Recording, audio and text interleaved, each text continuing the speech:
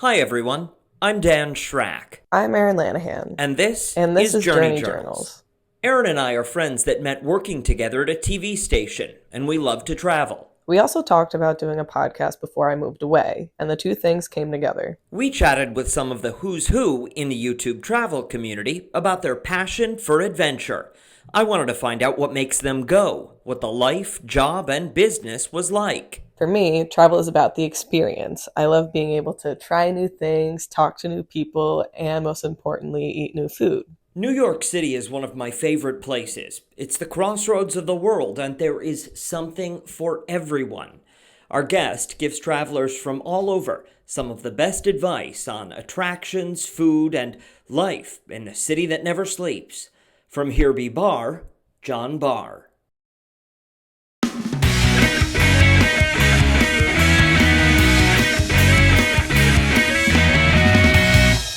All right, let's get started. So, you're in New York City, right? I'm in Brooklyn, actually, Park Slope, Brooklyn. Oh, nice. You used to live in Lower Manhattan, though, no? Yeah, I used to live in Greenwich Village. I lived there for 9 years. Right when I moved to New York, actually, 2011. It was my only apartment in Manhattan. What prompted the move?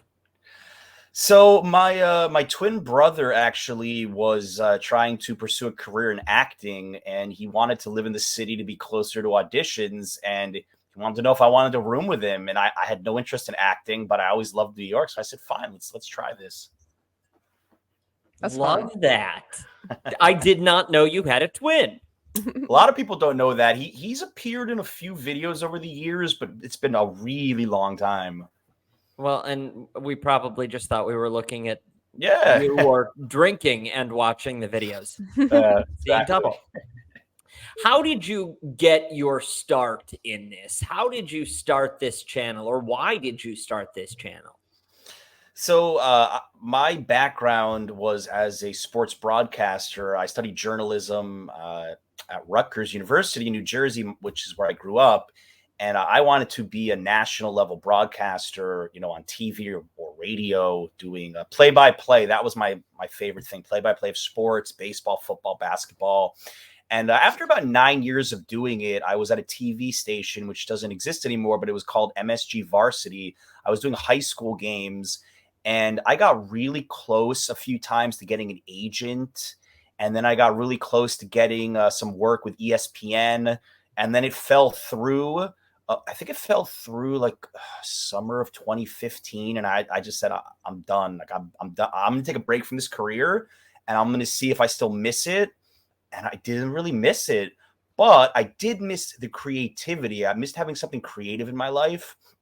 So about spring of 2016, I started watching this YouTuber named Casey Neistat, and I saw what he was doing with travel and video and commentating about his life. And I thought, well, I have a background in this. I love to travel.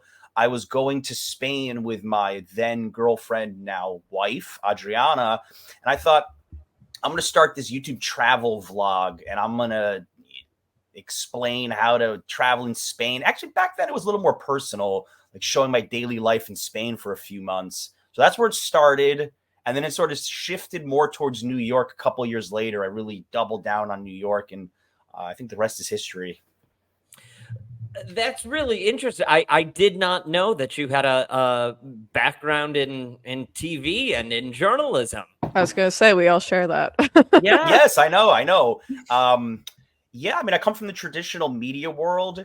I guess people probably aren't surprised when they hear it. Some people they like my voice, especially the non-native English speakers. I have people from Brazil saying they love watching my channel just to listen to me speak because I speak clearly.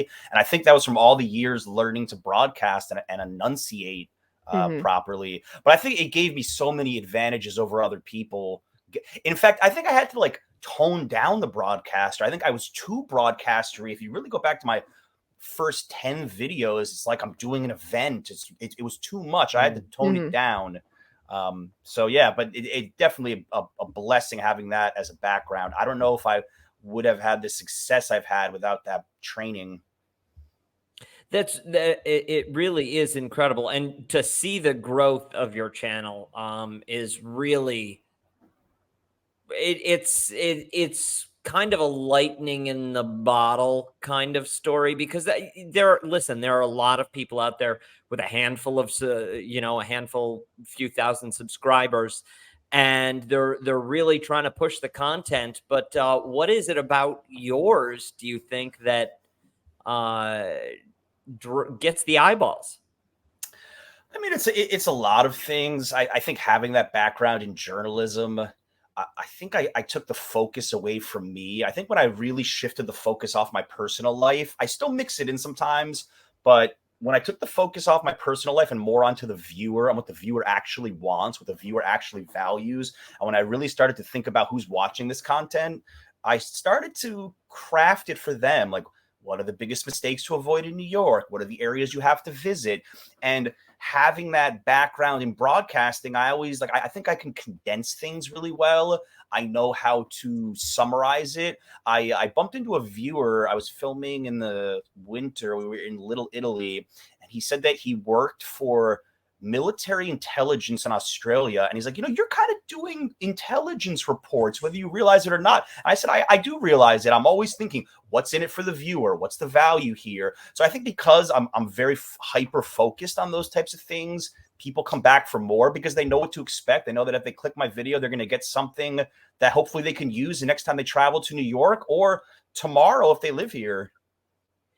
I think Erin watches your videos so that she knows, the best slice to get. Which, by the way, thank you for those videos, because those are very Those are the enjoyable. important ones. Yeah. Yes. I know people yes. care about, the culture museum. I'm all in on the food. That's what I'm always looking for. Is that what's your favorite kind of content to produce and publish? Is it the food? Food is probably my second favorite. My number one video actually would be something that doesn't perform as well, and I wish it did. It would involve a little food. It would be going to somebody's neighborhood who's really either lived there a long time or grew up there, showing me a neighborhood that most tourists have never heard of. I did one recently in Bayside, Queens, which is almost in Long Island, and it was so interesting for me to go to a spot that I knew nothing about because it feels like I'm traveling in my own city. There's those types of videos.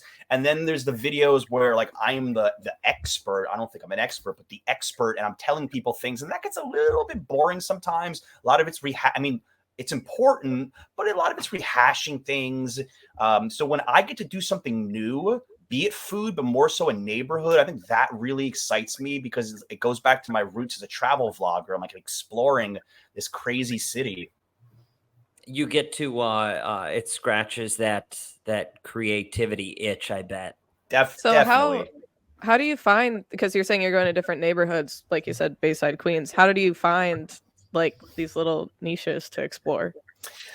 Sometimes I get people who tip me off.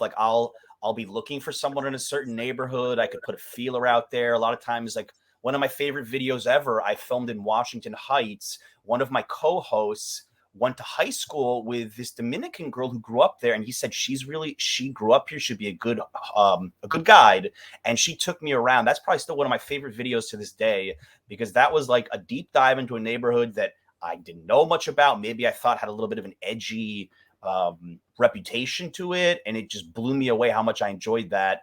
So people tip me off. Sometimes my viewers will contact me and they'll say I live here if you ever want someone to show you around. I'm always kind of recruiting. I'm always thinking about it. When someone tells me something, I'm like, oh, where'd you grow up? If they say a neighborhood that I've never covered, I might store that and maybe. You're can I bring my camera? Yeah, I can bring my camera. Yeah. I was just out last night with my friend at a cocktail bar, and he brought his friend. She grew up in Greenpoint. Now, I already covered Greenpoint, but she was telling me the story of this 70-year-old woman who was born and raised in the Bronx, Little Italy, and she goes back every weekend, and she was showing me these videos of her on her phone, and I'm like, okay, I might be able to do something with this woman. So yeah, sometimes it just happens, and I know a good idea when I hear one. So that's just one example. That's fun. I like that. Yeah.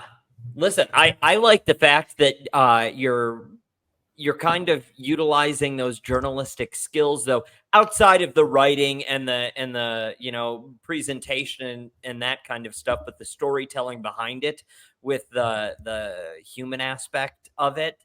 That's got to be a lot of fun. Yeah, no, it's great. I love the human elements of it. I think we have a video coming out perhaps tomorrow about some food trucks in Queens. And I got a bunch of the owners just to say a few words on camera. I think it brings a certain dimension, and I love showing off the diversity of New York, especially with the food. I think that they tell some great stories. So yeah, I love connecting with local New Yorkers and hearing their little takes, because I grew up in New Jersey. So while I came here a lot when I was younger, I've only lived in the city for 12 years. I don't feel like I'm some kind of like expert. People may think I am, but I'm always learning too. All right, so here's the question: did you go to high school with Erin? Where in New Jersey? I grew up in New Jersey too. I'm from Mendham, outside Morristown. I don't know. I've heard of it. I grew up in. I'm from Fairlawn, which is like Bergen County, which is like I was like 20 minutes from the George Washington Bridge. Yeah, so. You're a lot closer than I was. I was like North Jersey. But you know, it's funny. If you grow up in Jersey, the local New Yorkers give you a little bit less respect than if you grew up at the far edge of Queens, like 40 minutes from Midtown Manhattan. I was closer to Manhattan than them, but I'm not a native New Yorker, so I don't get as much credit. So yeah, well, that was never felt that, but what's funny you say that. When I moved to Jersey City, a lot of my friends in like Western New York or just like outside of the tri-state would be like, "Oh, you're moving to New York City," and I'm like, "No, don't say that, because if a native New Yorker hears that, I'm going to get ripped apart for claiming that I'm part of the 5 boroughs." So I'm like, no, it's specifically Jersey City. Like, I know where I am. Do you know, John, do you know what Taylor ham is? Yes. Taylor ham, of course. I mean, being a Jersey guy, it's pork roll or Taylor ham. That's the great debate. I saw it on the Jersey Shore Boardwalk. They have like shirts like that. I'm team Taylor ham all the way. I didn't really grow up eating that much ham, to be honest with you. I didn't actually know much about that debate till I went to Rutgers. Then you get both sides of New Jersey clashing on those sorts of things. And then I also saw the clashes of football with like the Eagles, Giants, Jets. Yeah. Different thing. Ooh, I bet. Your viewers, you mentioned just a minute ago that you sometimes get tips from your viewers, and I was watching one of your videos recently, New York City hacks or hacking New York City, and you went over some comments of tips from New Yorkers. What percentage of your viewership is actually New York based? Do you have any? Are there stats for that kind of stuff? Can you find that stuff out? I can find out what state they're watching from, and I think New York State is the largest. But the problem with that is that I think a lot of tourists come here and they're in their hotel and they're jet lagged. It's night one. They're like, what to do in New York? So I think that could be a percentage, or people reviewing my footage when they get here. But I have a lot of people in the tri-state who watch. I'm very certain of that. I think it's definitely number one. I think I looked, it was like New York, Florida, California, Texas, kind of what you would expect, like the big cities around the U.S. would have the most people interested in coming to New York. People in cities, I think, like visiting other cities, and New York is just a global place. I also get a lot from the UK. I have like 10% from the UK. Wow. I think because of the flight. It's a quick flight. Your top 3, since you mentioned like someone's jet lag, they're just like, what to do in New York. What are your top 3 recommendations for somebody who's never been before? Get your pen out, Erin. Hey, I've been to the city.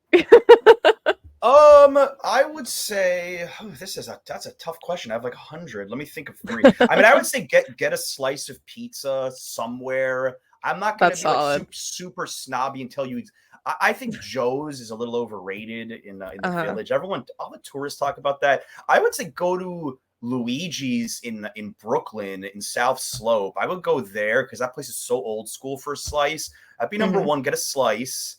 Number 2, even though it's touristy, I probably would say Statue of Liberty. If you can get inside the crown of the Statue of Liberty. Now, before the pandemic, you had to book that like 6 months out. Lately, it might be a little easier to get a ticket for it. They only reopened it, I think, like a few months ago. So that's like that's included in the ticket to the statue. Mm-hmm. You get to walk up these like narrow stairs. I did a video on this once, and you get inside the crown. So you're like in the head of the Statue of Liberty, and you're looking down. It's incredible. That would be number 2.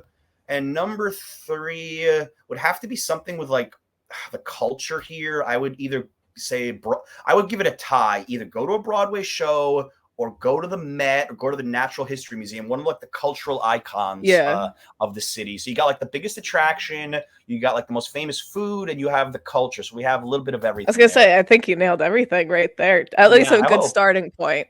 Yeah, definitely. Well, and listen, I think that the culture overall, the melting pot of people in New York City is truly magical there.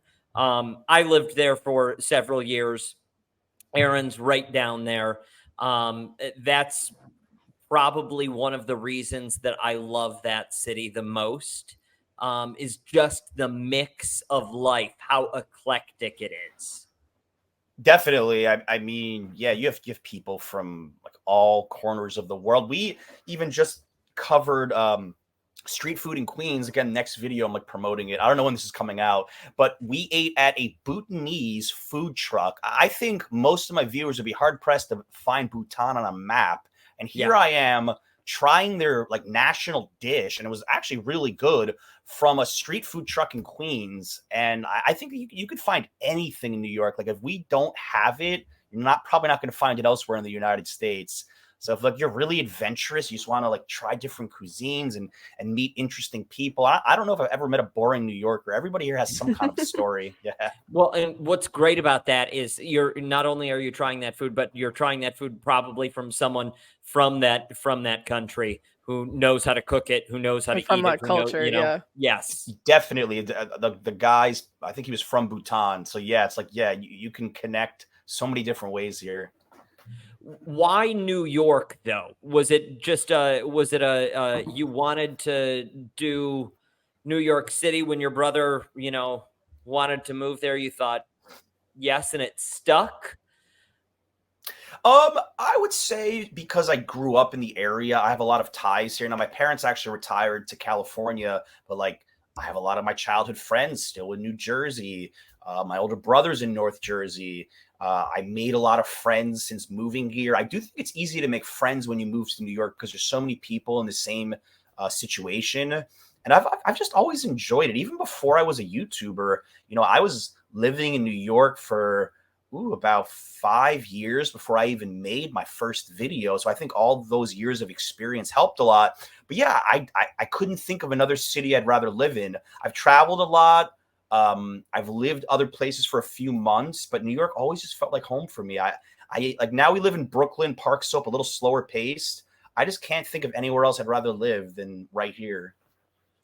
Talk to me about the content itself, the body of work itself. How do you come up with the different angles, the different ways to tell similar stories, to make it all fresh? That's the hardest part of my job. I think I could execute almost any video idea. The hardest part of my job is finding ways to keep it fresh. And the problem with a platform like YouTube is it is much easier to create content that will work, like just putting a little spin on 5 other videos I've done that have a similar angle of like what mistakes to avoid in New York versus taking a risk with something new, which is what I did in my last video. I did something about like the most futuristic restaurants in New York, and it's not performing very well. I think there's a lot of pressure as a creator to just repeat things. It's not fun. I think that having like that view number right in front of your screen at all times is something that people in the traditional media world don't really understand. It's like, this is how many views I got. If his number is low, I feel bad. I'm making less money. My viewers are less intrigued. So the easiest thing for me is just to go back to my library and like, what worked? How can we spin that? And then the hardest thing is coming up with new stuff. And a lot of what I do is just, I watch YouTube. I'll see people in other cities. I'm like, I just saw a guy visit the cheapest hotel in Santorini. Maybe I could do that in New York. That is part of my strategy. Always looking what works on YouTube and other locations. Then I don't feel like I'm copying New York creators. So that's one of the many ways I get ideas. Do you, and forgive me, I don't know how monetization on YouTube or any of that works. Well, I mean, I have a general idea, but nothing beyond that. If you post one of the videos that you like, that's kind of just a creative, you're taking a shot here, and it doesn't perform well, do you see numbers actually fluctuate, like subscription numbers? I'm not really worried about subscribers, to be honest, because I think subscribers come and go, and you're just one big video away from getting 10,000 new subscribers. I don't worry about that. I worry more about, this is a business, and the time I took, I paid a camera person, paying an editor now, my own time. I'm a busy person. Was it worth my time to only get 30,000 views when I could have done something about Midtown Manhattan, which probably would have gotten 100 or 200,000 views? It's difficult because I think you start YouTube as a really creative person, but when you find success, you have to change your lens to a creative person and a business owner, because you really are running a business, and sometimes it's a bad business decision to create a video that I might like, but that viewers just might not be as interested. Because if I might like some far-flung neighborhood in Queens, but someone who's coming to New York for 72 hours is not going to click that video. That's just the reality. You mentioned you kind of have to farm out work. You've got camera people, you've got editors. What are we talking? How many people are we talking?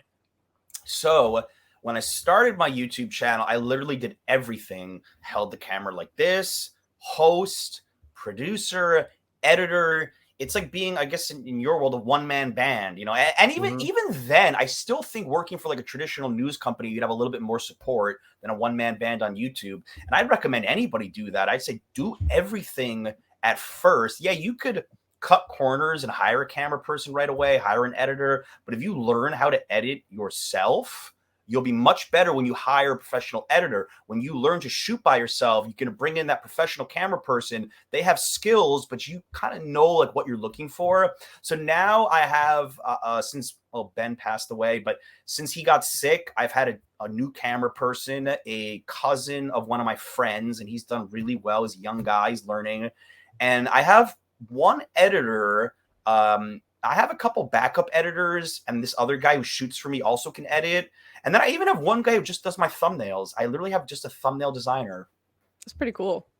Yeah. Well, thumbnails are very important in this world, aren't they? Extremely important. It's all about the packaging of a YouTube video, really. I could have the best video ever, but if the thumbnail doesn't stop you from scrolling, that's what's different between YouTube and short form creation, which is why a lot of short form creators, I think, fail when they try to go to YouTube. They don't understand that the algorithm isn't throwing this at them. The viewer must click. There has to be that conscious choice. So I want to watch this video, and the title, the thumbnail, and the idea behind it is what's going to generate that click. So if you're not spot on with that stuff, you're going to spend all these hours creating videos, editing, shooting. If nobody watches, I mean, what's it for? What's it for? Exactly. Yeah. And as of right now, there's no For You page on YouTube. So it's very much dependent on those thumbnails. Yeah. Yeah, that's true. That's true. Is it frightening at all? It's extremely frightening that like my livelihood is determined by somebody who randomly click. I mean, it's very frightening. It's a very difficult job, I have to say. In some ways, like I don't think it's for most people, especially when you get to a really high level, because if you mess up the thumbnail and the video does poorly, you might not be able to recover. So there's just so much that can go wrong with the packaging of a video, that it's like you're not just a creator, you're really just like a network. There's so much that goes into it. I think like a really good YouTuber does many jobs at once. Yeah, I agree. You agree? I think, yeah, many jobs at once. Yeah. It's something I'm familiar with, working with certain people anyway. Whoa. Pump the brakes. Let's back the train up. I've seen you do a number of collaboratives with other content creators. How do those happen? A lot of times I work with, I've kind of had the same few people on. Like I have this guy, Greg. He's like my go-to local New York food guide. He gives tours as well, born and raised in the city. I have a couple other friends. I really rotate the same few people in. I've had occasionally people visiting New York and they ask me to collab. And if I think I could fit them in somehow, I do it, but I don't like actively seek out collaborations anymore. I think when I was starting on YouTube, I thought that was a really big deal. And then I got disappointed when I met some New York creators and they were flaky or they weren't what I expected. And I don't think you need to, I think collaboration is nice. I think it's nice to have a network of other creators, but I don't think it's really required to grow your channel. I think your content is what's going to grow your channel more than having other people. Just the people I work with, they compliment me so well that the videos are better because of them. But if bringing someone in isn't going to help the video, then it's pointless. Were you not were you not scared to take this bet on yourself? You know, I wasn't. I think I had this like strange. I had a lot of confidence. I also had a chip on my shoulder because I felt like I was a failure in my previous journalism broadcasting career. I thought that I should have done better. And I just had this like endless amount of passion to, I didn't even want to make money. When I started YouTube, it was not about money. I just wanted something creative and I wanted 100,000 subscribers really badly. For some reason, that was like this goal. I'm going to get 100,000 subscribers. I'm going to be a YouTuber that always gets views. So I had a drive for it. I don't know. I wasn't afraid. I was on, a lot of people are afraid to be on camera. I had that background. That's a big fear for most. They don't want to be judged, but I had no problem with it. Maybe I had like a delusional confidence. I don't know what it was, but I just like, I failed so much. I had a lot of failure with YouTube, but I just kept at it till it clicked. I think once it clicked, and I was able to stay consistent. When that happened, was there a morning you woke up and you saw, you know, holy cow, these numbers, this is the video. What was that moment like for you? I think it was, if I was to say I had a moment like that, it was probably, what was it, December of 2018. I came back to New York after doing so much travel in the summer of 2018. And I actually made a video, which barely anybody watched, saying, I'm going to focus on New York. I'm going to make a ton of content here. I'm just so burned. I think the title was Burned Out from Traveling the World. And I was tired of having to travel just to create videos. It became a job. It became a burden. I love travel, but I didn't want to travel nonstop. And there's people that do that for their videos. I think December, I had this video about scams of New York, and I was just like watching the numbers. I don't know if it was one day, but I saw explosive growth that I never saw before. And it kind of confirmed my point that if I really focus hard on New York City topics, this is going to work. And that was almost 5 years ago, where I would say 95% of my stuff has been New York, I mean 98%. I do occasional travel stuff just to keep it. But I think that was the moment for me where I just saw this like huge spike. And there's been other moments like that over the years, but that was the big breakthrough. And I started in the spring of 2016. So this was over 2 years of kind of middling, where one video did well, one video did bad. And after that, it was just consistent.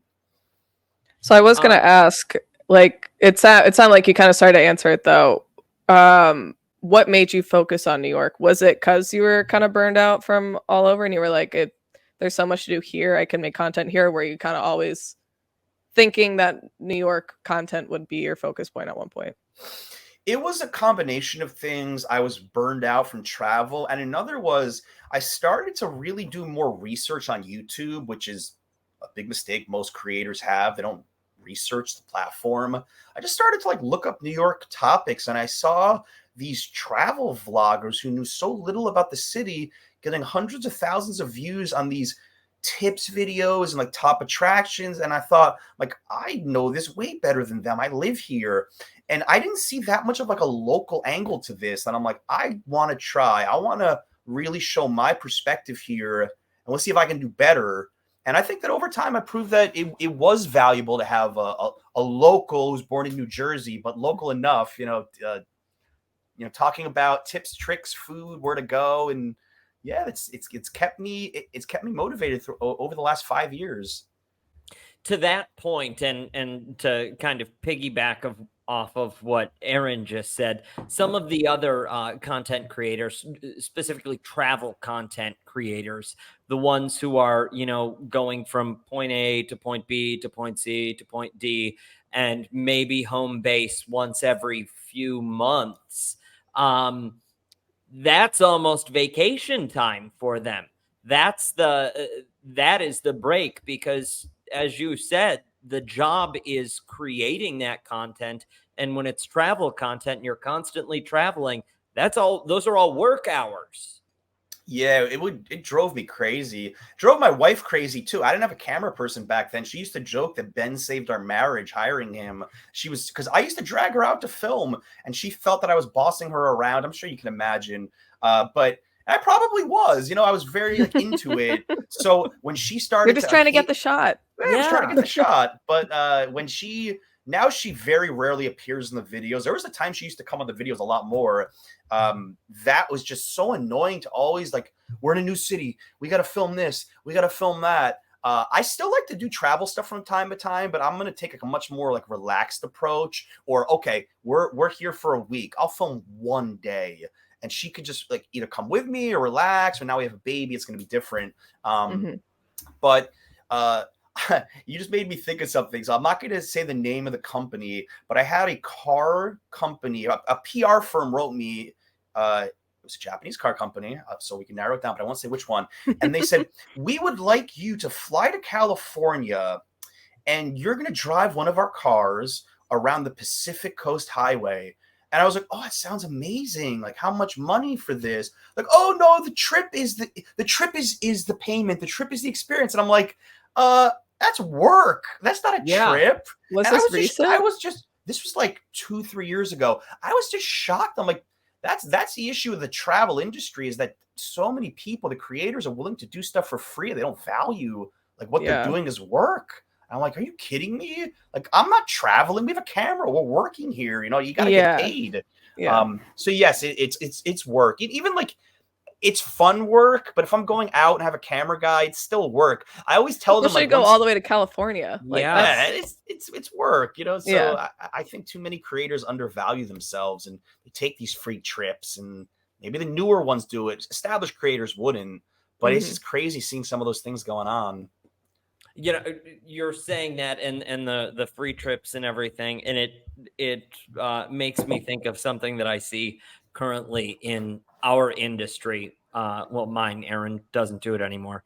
But market hopping, and people market hopping and trying to jump and get as high as they can, and they're willing to work for far less than what they should be paid for that job, and it makes it more difficult for everyone else. Yeah, it's the same thing. I don't want to go into sponsorships, but we can, people are willing to do things very cheaply, and I think brands exploit that. Now, nobody wants to side with the influencers complaining about not getting paid enough money, but it's exactly the same in the travel content creation sphere. People doing things for free, people doing things with brands cheaply. It's everywhere. It's tough to get people to band together on that sort of stuff. Mm-hmm. How long was it before, after you kind of, or maybe it happened before, how long after the creation of the channel did you have your first brand sponsorship? Have your first brands reaching out to you? Probably not until 2019, when my channel really started to pick up, and that was barely anything. I think it got more steady the last 2 years, been over 100,000 subscribers. What I'm seeing, and I'm friends with a lot of the short form creators, I see the short form creators getting way more money than me. I think the brands are focusing on Instagram and TikTok right now. I think they undervalue YouTube immensely. it is much easier to get 100,000 views on TikTok than it is on YouTube. 100,000 views on YouTube probably means that the average person's watching a video for 5 or 6 minutes. What are they watching on a TikTok? 20 seconds? Yeah. So I think it's easier to look like you have a huge audience on the short form platforms than it is on YouTube. I think growing on YouTube is the hardest thing on social media, and I wish more brands paid attention to that. And I was even telling some of these guys, like, if I was starting today, I might not want to spend 6 months to a year scratching and clawing my way through YouTube. I probably just do short form stuff in New York, do what they're doing, go do food, go do lifestyle, go get these brand deals within a few months. Like, yeah, YouTube's not for the faint of heart.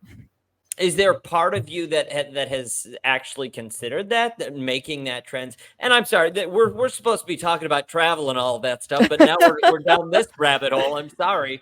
But is there Talking part of shop. you that thinks maybe that's the way you would want to go? I think I've built too much to do that right now. I think that what I would rather do, and what I'm doing, is building up my short form content. I have now 55,000 on Instagram. I've had a couple of deals on short form. So what I would rather do is on the side build up that short form profile, and we'll shoot a video. And if I remember, I have my camera guy even try to get a few clips like vertical, and then we'll create shorts based off those videos. Or I usually have to do a little bit of a voiceover, but I'm probably spending like 10 or 15 minutes on a script. So I would rather just get that short form as part of my package, so I could be this YouTuber who also has short form, and then I really have something going. I just want to be like available on all angles as a business. But no, I don't want to abandon YouTube. If anything, I might want to cut down on my pace. I'm still making 5 or 6 videos a month. I would rather make 1 video a week if I could, but I don't see myself stopping yet. I don't think I could do this forever. I think this is crazy, but I'd like to keep going for as long as I can. As far as that short form stuff goes, is it on you, or is that work that's also not just the content creation or the shooting of it or anything like that, but the whole social media angle of it all? Is that you? Yeah, I mean, well, I have somebody. Okay, so the good thing is I have somebody editing my short form content. That really, I don't have much time to edit anymore. I have an 11-month-old son, so I pretty much, once we had the baby, I didn't want to. I edit occasionally if I have to. But I don't have the time to edit much right now. So somebody else does that, but I do the description and the tags. And I think the short form is more about like what the content is. I did something recently about this $25 all you can eat Korean hot pot barbecue. Got shared like 50,000 times. It's 500,000 views. I kind of know what works with short form. You show people like cheap or extreme and shareable. Not to take away, because it is work, of course, but I just think figuring out short form content's way easier than long form. So to go back to focus on New York stuff. Yeah, sorry. So, Okay, sure. Thank you. Yeah. Get us back on track. So you're in Brooklyn now, and because you've been, it seems like, all over the 5 boroughs, what made you choose Park Slope? So I originally had a friend who lived in Park Slope, even right as I moved to New York, maybe 2011, 2012, 2013. And I used to visit and joke with him, like, I would never live here. It's just people with strollers. This neighborhood is so boring. Why do you live here as a single guy? And I ended up moving here. But I did and now you have your own stroller. Yeah, I have my own stroller. I come full circle. Yeah. I shouldn't have made fun of him. Look at me now. But I made a video with these 2 girls, a couple who lived in Park Slope, and they took me around. This was maybe 2017, 2018. And I looked at it from a completely different perspective after living in New York for 6 or 7 years. I was like, wow, look at these brownstones. Look at these cool restaurants. It's busy enough where it doesn't feel like I'm back in Jersey in a suburb, but it's not that busy where it's just tourists And it was just in the back of my mind, like, okay, when I'm ready to move, it's going to be here. And then 2020 came, pandemic, and I was like, I told my wife, we're living in a 350 square foot apartment in Greenwich Village. Let's move to Park Slope. Let's get more space. And I thought that we're going to start a family. This could be the spot to do it. We weren't 100% set on having a kid, but I just felt like as a couple, it was the right move. And we moved here, and we've lived in the same apartment for almost 3 years now. We absolutely love the neighborhood. So is there anything you miss about Manhattan? Yeah, there's some things like my favorite like restaurants in the Village. I think over time I've stopped missing it as much. The first 6 months were tricky. I think what I miss most about Manhattan actually is the connectivity. Is that like if I wanted to get around to other parts of the city, you're always in the middle. What I really dislike about Brooklyn is that to go to Queens, for example, we have the G train. The connectivity is just so bad between the other boroughs. When you're in Manhattan, there's a quick way to get everywhere. That's what I miss the most. The food, I can find good food here. I can find good pizza here. I can find like world food here. Yeah, Manhattan still has the newest attractions. It has like Midtown. It has the energy. Yeah. I don't need the energy anymore. I want the energy. I take the subway 20 minutes. I'm in Manhattan. I don't have to be. I guess you're not super far, so. I think Manhattan's the best when you're single. You want to date people. When I was single, it was great because no matter where your date's coming from, Long Island, Westchester, Queens, getting to Manhattan, getting to the city is easy. But like outside of that connectivity and the nightlife, when I was single, I liked the nightlife. Now I don't care. I don't really care that much. So I think Manhattan served me when I needed the energy. And now that I'm slowing down, I'll be 40 in a year. Like I don't need that right now. When I lived there, it was Manhattan only. That was all of New York. Yeah. I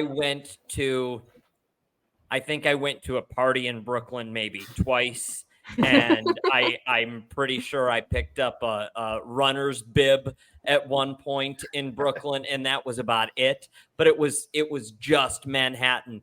Then I left the city, and a few years later went back for one of the marathons, and I don't know, it might have been 15, and stayed in Brooklyn. First time that I'd actually stayed there, and it was truly it was like new eyes, and it was like a new city to me because it was absolutely lovely. Where in Brooklyn? Couldn't tell you. I'm gonna guess Williamsburg. I'm just randomly gonna guess. I don't know. I'm sorry. I just love that you're like, it was a lovely experience. Where were you? No idea. Very memorable stay. I was wondering where it was. Yeah. No, listen. You're like, actually, now that I think about it, that was Manhattan too. There were two very good vegan restaurants nearby that I do recall. There you go. Yeah, so that's how I live. Just the food train. No, but it really is a really incredible place. Really is an incredible place. Would you suggest for people who are, traveling to New York, whether they're coming from Europe or they're coming from Texas, to explore the boroughs? I hope that's what I'm doing with my channel. I mean, I won't make every video about the outer boroughs, but I love showing people something different. I love like Jackson Heights for food. I love Brooklyn for the pizza. I love Brooklyn in general. I live here. I understand that Manhattan is always the draw, but something that I like to tell people is you don't have to stay in Midtown Manhattan. You don't have to spend $400 a night. I have viewers who are telling me good stories about staying in Brooklyn, staying in Long Island City, Queens, not Jersey City. Jersey City maybe too. Long Island City, Queens has tons of hotels, and it's right next to Manhattan. You could take a ferry. You could take the 7 train. So not just exploring the other boroughs, but even saving money and staying outside of Manhattan is something that most people are afraid of doing, and I don't think they should be. But yeah, the outer boroughs have so much going on. There's so much more local too. What do you think about the Airbnb versus hotel situation? You have to be careful with the Airbnbs in New York for a lot of reasons. I used to know these guys who they would they would do illegal subletting. I don't know how much is regulated anymore, but you don't know, is your Airbnb someone's sublet? Are they just like vacationing and letting you illegally stay there? Could you be kicked out because of that? I would definitely verify that the A lot of horror stories that come. There's a lot of horror stories or like fake Airbnbs. I knew this guy, he used to rent out an Airbnb. He would say it was in New York, it was actually in Jersey City. People they didn't know any better. He would put New York City. The worst trick in the book. Yeah, exactly. Things like that. I think Airbnbs can be great, but I don't know how long you're staying in New York for. I think if price is an issue, maybe consider staying in somebody's apartment. If they have an extra room, if you're like really open to that kind of thing, like maybe if you have your own bathroom, that's the best way to save money, I think, is to rent a room like that off Airbnb. But you could also stay in a hotel that's not in Midtown, that's in Queens too. So I don't know. I think for New York, I kind of lean on hotels. I don't think people that come here like need to live like the locals in a tiny apartment. Like, I don't think it's going to change your trip living in a 300 square foot apartment for a week. You don't need the whole experience. You don't need the roaches. Yeah. I probably would lean on a hotel. I like that you say that, simply for the fact that, you especially if it's New York. There's a lot of people have a lot of thoughts about New York City. But there's always, in a hotel, there's somebody at a front desk, there's somebody hold to on. answer. You're biased because you worked in a hotel. There's sometimes someone at a front desk. There's somebody to answer a phone potentially, to answer your questions. I mean, for me, an Airbnb, this is complete New York City bias, is renting a place upstate. There's no hotels in the woods, right? Or it's on a lake. I mean, maybe there are, but no, I think for me, an Airbnb is finding a spot that isn't as accessible. Like, I'm looking maybe in October going to upstate New York with my wife and my son, and we're looking for something in the woods. I'm not looking at hotels, but in New York City, I don't think as I said, I don't think you need that. I think, and not that New York is as bad as they portray in the media with crime, but it's nice to have some security at a hotel or an Airbnb. You never know. Do the people in the building care? Are they leaving the door unlocked? There's just so many variables with Airbnbs in the city. And I feel like also, if you're completely new to the city and you have like no idea what to expect, having that familiarity with like a Holiday Inn or a Marriott or something could be helpful. Just knowing what you're gonna get. Definitely. You've done some videos on people moving to New York City. What is your advice for, college students, or if they're dorming or if they're not dorming and they're coming to New York City, or their first months in New York City are happening right now as they start the first semester?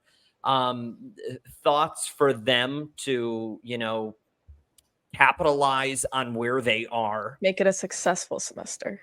Yeah. Make it a successful semester. I would say try to find friends who are adventurous and willing to explore. Now, I guess if you're under 21, I'm not going to tell them like to get a fake ID or not. That's not my business. We do not recommend that. I don't recommend that. We do not recommend fake ID. But there are some neighborhoods you can go. There are places I'm sure that will not check your ID, but that's for you to find out. Like, I can't tell you what to do, or maybe you don't drink. That's probably better for your health. But like, find friends who are willing to explore the city. I went to Rutgers. Great school, but New Brunswick was so boring. I couldn't do it. I had nothing. Like, I'm just actually thinking back on this. If I went to school in New York City, I would have had so much more fun. I would have explored all the time. I just feel like I studied and worked at the radio station. That's all I did. So you have this amazing opportunity in the world's best city where people spend thousands of dollars, and now your parents are spending thousands of dollars for you to. Oh no! Did we lose him? Be here, so take advantage. Hope maybe you're not. Come on, I'm back. Okay, you're back. I was going to say, take advantage of the fact that I'm back. I was going to say, take advantage of the fact that you're in New York. Try halal food. Go to the museums. You have a city ID. You get so much stuff for free. It's so much pay what you wish. You can have a lot of fun here cheap. I don't know. Go to independent films. Meet friends who aren't from where you're from. go explore Queens. Go to Jackson Heights for the day. Take a tour with my friend Greg. Sign up for that. Shout out Greg. Shout out Greg. Yeah, just link below. Yeah, link below in the description. Try pizza. Stay up late. I don't know. Just get out of Manhattan if you can. Go to City Island in the Bronx. Go to Arthur Avenue in the Bronx. Take the Staten Island Ferry. Do all these things tourists pay a lot of money to do, and you're here every day. Live it up. It really is. The world is your oyster when you're there. I like this quote, Aaron. I think I've probably said this quote to you: "Life is a banquet, and most poor sons of bitches are starving to death." Mm-hmm. That's a good one. It could not be more true about that city, especially. Could not be more true about that city. What's the hook for you though? What is the pinnacle of happiness there in New York City that keeps you coming back? Yes. The thing that makes you never want to leave.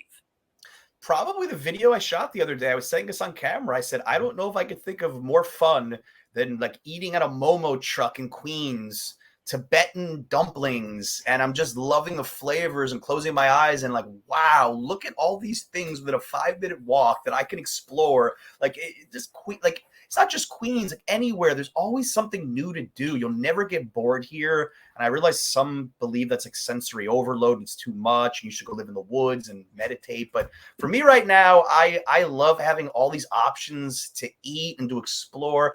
And even living here in Brooklyn, I'm meeting like new parents, and they're from all over the world. And like we were at a picnic the other day, and I was with, I'll tell you right now, one couple, Mexican wife, husband from India, Chilean wife, husband from Germany. And I was like, look, and Mexican wife, husband from the UK. I'm like, look at this like melting pot that we have here. I know a lot of other world cities can offer that, but I just love that about New York.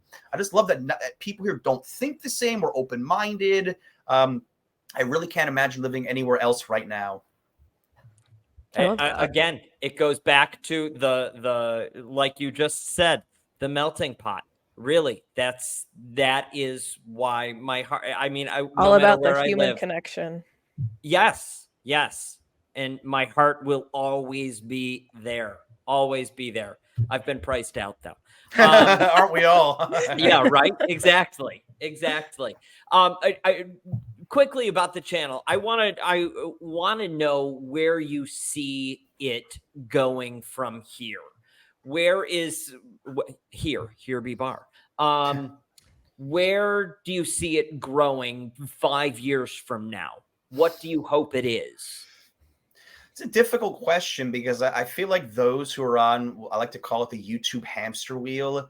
Like I'm trying to look at next week. What am I filming? It's so hard to look far ahead. It is so hard for me to answer that. I wish I had like a true 5-year plan, but I guess I would say just having this resource that like, okay, if I'm visiting New York, there's something for me in this channel. There's videos about, I have tons of videos about first timers, and that gets the most views, no shock.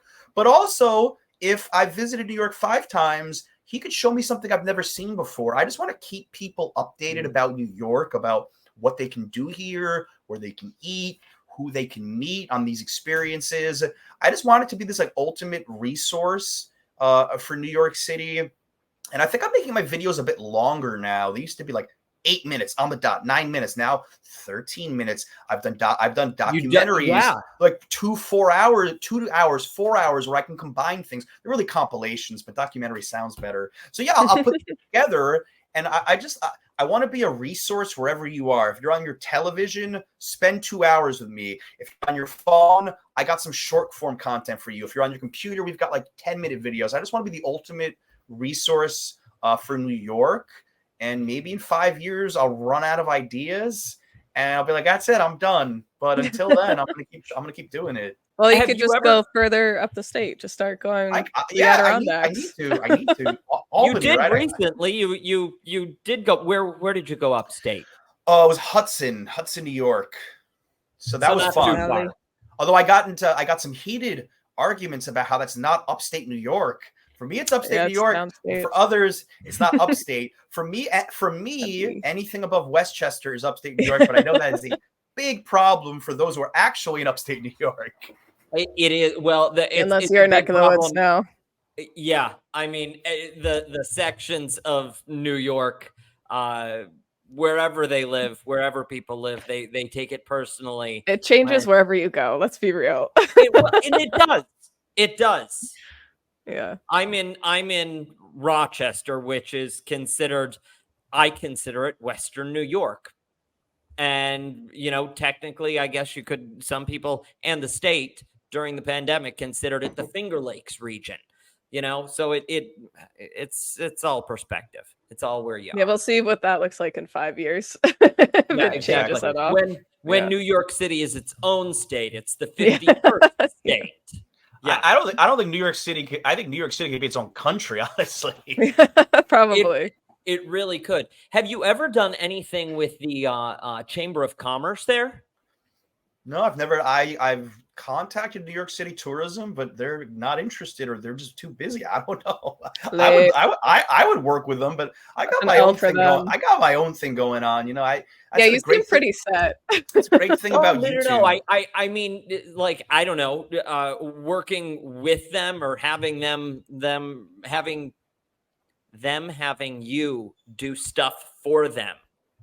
I would consider it, but I've never actually gotten the offer. I think they work with more short form creators from what I've seen. But this is something I like. I mean, we're getting back too much to business, but what I like better about being a YouTuber versus my old career, I didn't advance because gatekeeper, whoever that was, didn't want to hire me. Maybe I looked too young. Maybe my voice wasn't like low enough like a broadcaster. Probably the biggest issue was I didn't have the connections or the networking in place that you need in the traditional media world. On YouTube, we forget all that. I hit publish, it's out there. Anybody can watch it. So I really love that I don't think I need to pander as much. People do pander for sponsors, but I don't even think I have to do that. I just make money on the videos. I just keep churning them out. It's a good business model for me. And like, I could do whatever I want. No one's going to say no to me. I mean, if I ask a business to film and they say no, that's one thing.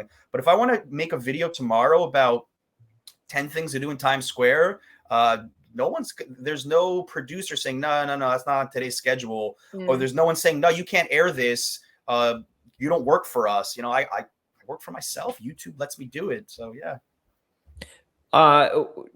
Do you mind if I ask what your wife does? Sure. Yeah. Right now she's stay-at-home mom, but she does art. She's an artist. Cool. She actually sells a lot of New York City related art, kind of based off my channel. I knew that. Oh, damn. Yeah. She's actually about to release. I forgot it's been tough for her with a baby, but now she's getting back to releasing more stuff. It was just a part-time job. That's really cool. But she's really good at it. Yeah. She's an artist. Yeah. Very creative. You did an apartment tour shortly after you moved, I think, and you showed some of her work that was in, I believe. You sound like such a stalker right now. I know this is like, obviously it's on the internet and it's public, but the way you're like, yeah, when you showed us. When I creeped through your apartment. I did a little research, and I'm a subscriber. I'm a follower. I watch the content. I appreciate the content, and I let the commercials play out. Thank you. Because that's what you're supposed to do. People have told me that, like, oh, I know what your apartment looks like. I'm like, I put it out there. I don't think you're stalking. I guess somebody introduced me to the phrase parasocial relationship. This girl I met at a conference, she said, like, oh, I watched your channel when I moved to New York.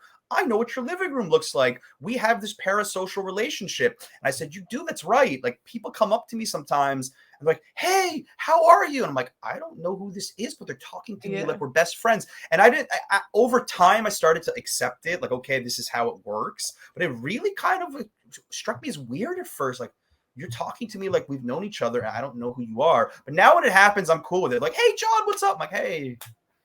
Yeah. Giving out autographs? Autographs, no. Maybe a selfie. No one wants my autograph.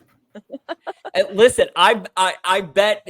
Do you go to do you ever go to Times Square just to spend time in Times Square? No, it has to be. There has to be a reason. It's like I have to be shooting a video or going to Broadway or there's a restaurant nearby. I don't think I've ever been like, oh, I'm bored. I'm going to Times Square. No, never. Well, listen, I'm willing to bet if you were to just go there and stand in Times Square for an hour, you would get recognized and have selfies taken 1,000 times by people I don't know who about have watched your 1,000. stuff. I filmed some stuff there. I'll get stopped. It's weird because like I'll go an hour and nobody stops me, and then like 3 people stop me in 2 minutes. It's so random, these things. But yeah, I would imagine that Times Square would be an area where some of my viewers would find me. Yeah. Well, listen, Jon, thank you again. I'll let you get back to it. Go be daddy or papa or whatever the baby calls you. Thank you guys so much. Have a good one. You so much. You too. Bye. Bye-bye. Go back to being daddy. Are you ill? Oh my god, I'm so Was that glad we bad? got that on tape. Dude, that's odd. That's fucking odd. Is that weird? It's coming from one man to another. Go back to being daddy. Well, what am I supposed to say? Go back to being a family man? I don't know. Daddy is just Papa. That was a little better, but still a little odd. Go back to being a father? Well, that just comes off a little that's dismissive. me. A little bit odd. What do you want? We know. Lanahan? We know. We know. Oh my good god. Lord. All right. 2 down. 2 down. How many more of these are we recording, by the way, in general?